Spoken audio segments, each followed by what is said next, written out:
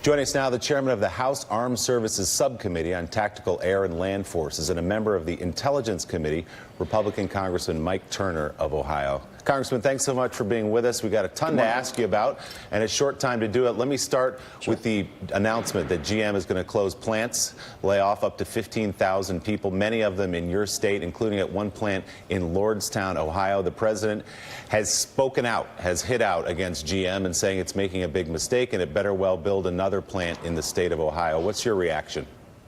Well, I think this continues to show the mismanagement at General Motors. They once required, obviously, taxpayer bailout. They certainly should be subject to congressional oversight as to their actions.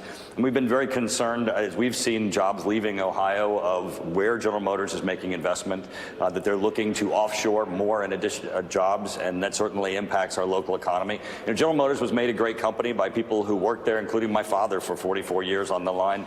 And they need to honor those employees, that the investment that obviously the taxpayer has even made to General Motors, and it appears that they're not. Hey, Senator, you're in the House Intelligence Committee. We're wondering if you or any members of the House Intelligence Committee have received any briefings from Gina Haspel, the DCI, Director of Central Intelligence, about the situation in Riyadh and the Crown Prince. No, we have not. And I turned to, obviously, Mattis's statement yesterday, which I think is important, where he said the investigation is ongoing. This is not going to be a change in U.S. values, and those who are found to be responsible will be held accountable. I think that Mattis's statements were very strong. They certainly clearly state U.S. policy.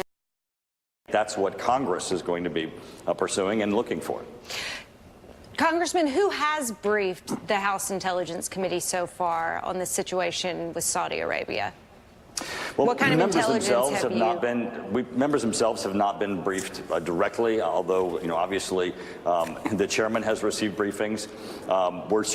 We just met yesterday to have a discussion about our continuing demands to receive briefings on this matter. It certainly has been frustrating to get the information that we need, but I do think that the most important aspect of this is that we maintain U.S. values, and Mattis's statement that we are going to hold those accountable, the investigation's ongoing, I think reflects the mood in Congress, and now we have to move forward to make certain that Congress is informed as to how that investigation is proceeding and what information that we have about Saudi Arabia's involvement and this obviously atrocious action. Sir, that's incredibly disturbing that in your role as providing congressional oversight for your constituents, you are not getting access to requested intelligence briefings. Why is this happening? Why are members of the House Intelligence Committee not being provided with information that they're requesting so that you can do your job? Well, obviously, I don't know the answer to that, other than the fact that as we meet, we are certainly asserting to the administration our demands for that information. I think that we have seen the Senate get additional information that the House has not received. We don't know what the reason for that is. There's certainly great displeasure on from members of the Intelligence Committee, and that certainly has been made clear both to the CIA and to the administration.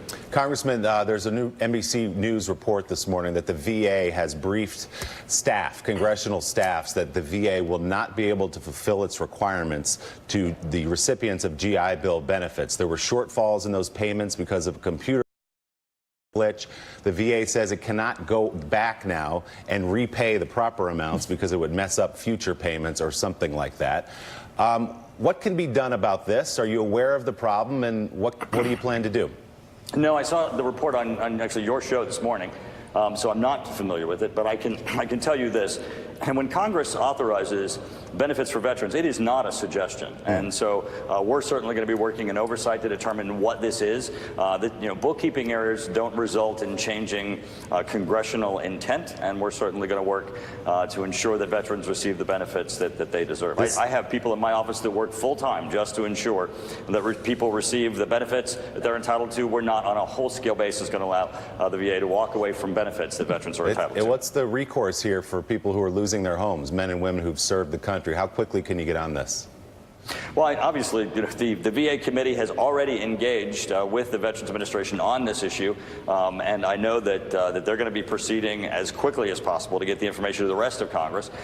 In the interim, obviously, our voices, though, in making it clear to the administration and to the VA that this is not going to be tolerated, that people do not receive benefits that they're entitled to, is going to be very important.